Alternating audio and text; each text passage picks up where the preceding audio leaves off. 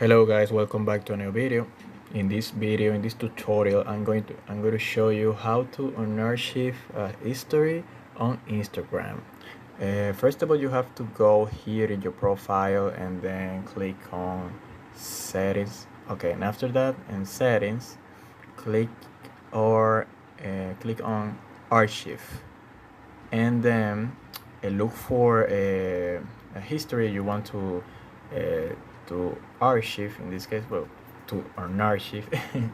Okay, let me see. Okay, I think this. Okay, well, first thing you first of all, okay, in this case, you have to know that you cannot unarchive a history. It's like to repost. You can repost an archive. It's not the same that you have a post. If it's a post, you can unarchive. But uh, when we are talking about a history, is different. You repost it. No unarchive. It's like the same, but not at all. Okay, so okay, let's see. In this case, you click on this history and then more and send to. You send to or share in this case. In this case, it's not allowed.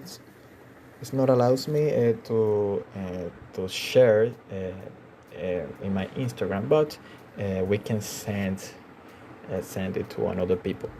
So send to and send to anyone. So that's the way you can unearth a history here on Instagram.